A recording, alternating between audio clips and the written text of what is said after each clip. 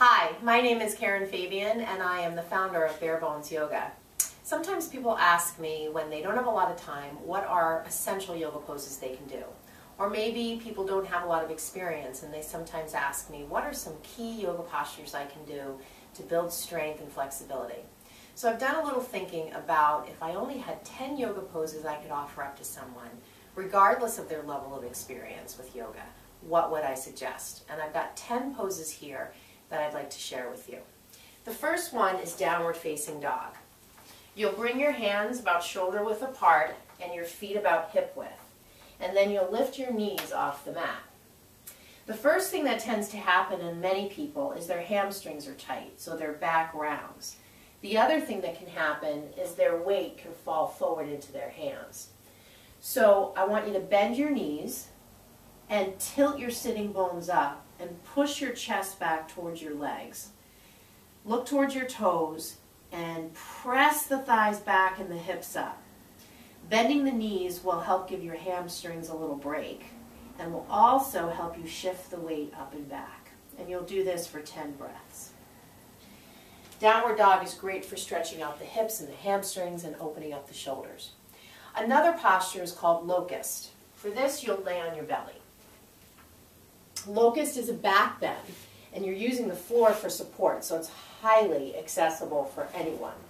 Your palms will be facing the floor, your feet will be hip width, and then squeezing the shoulder blades in, you'll begin to lift the chest, then you'll lift the legs and the hands, and you'll essentially be flying on the yoga mat. This is a great way to start to stretch out your hip flexors and start to get the muscles of your middle and upper back working. Take several deep breaths. Now that pose, Locust, can transition into an upward dog if you feel that you have the strength and the flexibility to bring your body up with straight arms. If you do upward dog, just make sure that your shoulders are over your wrists. The next pose is on the feet. It's called Warrior One. For Warrior One, you'll step your right foot forward. Your back heel will be down. You'll pretty much be heel to heel, although you can work wider if that's more comfortable. Your front knee will be over the heel, your hips will be centered, and your arms will be up. This is a great posture to stretch out your hips, build strength in your ankles, and open up the bottoms of your feet. You'll switch and do it on both sides. One thing to note in Warrior One is the position of the back foot. You want to make sure that the back big toe is turned a little forward so the hips can center to face towards the front of the mat. If the back foot is turned parallel to the back of the mat, the hips will open up to the side. You want to try to center your hips towards the front of your mat and root your back heel. The distance from front to back, foot to foot, will give you more flexibility if they're further apart, or more stability if the heels are closer together. Okay. Another pose brings in twisting. And twisting is great for not only aiding digestion, but toning the abdomen. For this pose, we'll start on the left, bringing the left foot forward and the right knee down. You'll reach your hands up, bring your hands to the middle of your chest, and then you'll twist, bringing your right elbow to your knee. And then you can open the twist by putting your hand down on a block or the floor, reaching the other arm up. If you want, and we can switch sides so I can show you the other side, you can also do this pose by lifting the back leg. The front foot is planted, back heel is up, and you're rotating from the middle of the body. Gaze can be up or to the side or down. The next pose that I would suggest is tree.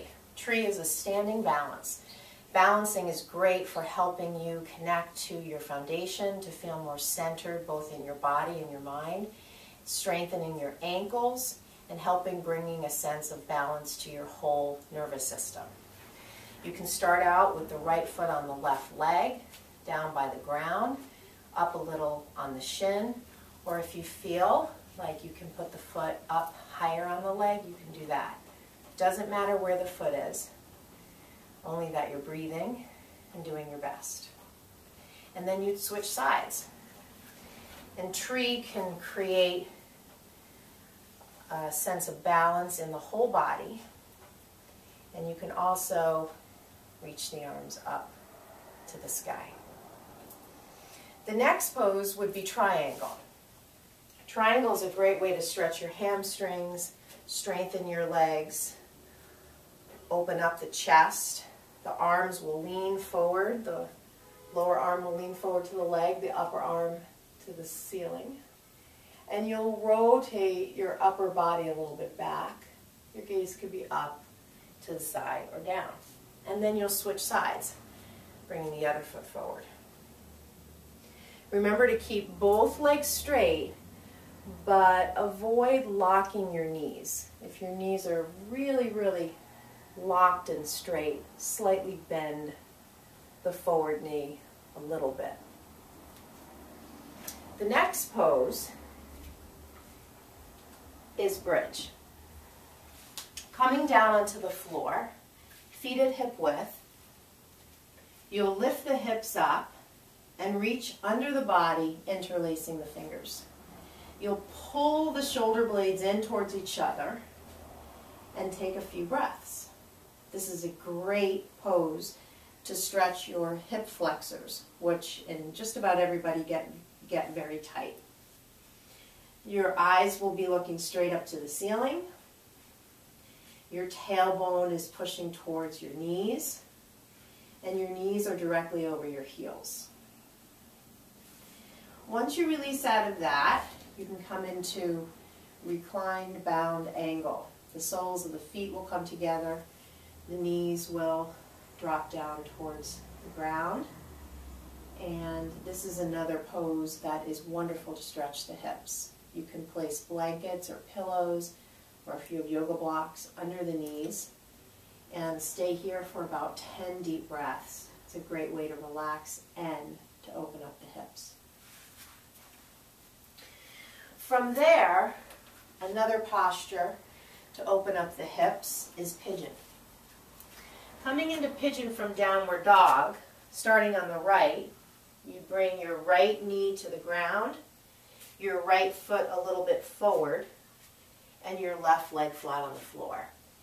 And you then bring your head down to a block, pillow, you could even use a book, and the head would go on the block. The head can also go on the floor. And if your hip is off the ground, as you can see there's a little space here, you could put a pillow or a yoga blanket or any kind of blanket under the hip as well. And the arms go to some degree forward, just enough so that the shoulders don't crawl up towards the ears. And then you'd switch sides and do the left leg. If this position is very uncomfortable, you can do this pose on your back. Coming onto your back, you would cross one ankle to the knee and then reach through the legs, flex both feet, and then push the straight thigh forward and push the bent knee forward as well.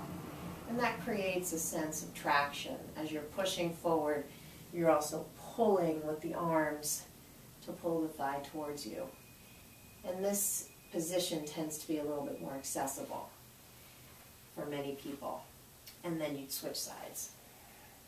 Both positions are great for opening up the hip flexors and the muscles that are responsible for rolling your thighs open. External rotators is what they're called. And these tend to get very tight when we sit a lot or run or cycle.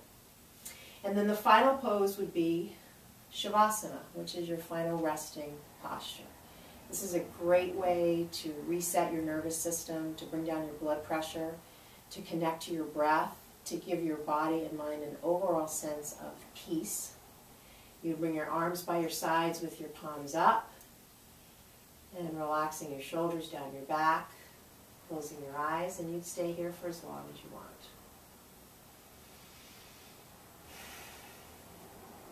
And then to come out, you'd hug your knees into your chest and roll over to your side and then come up to seated.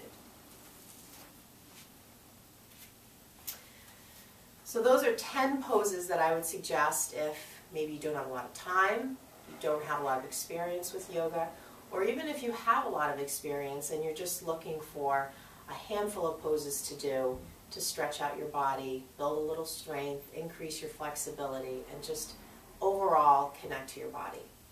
If you have any questions, please contact me on my website, barebonesyoga.com. Namaste.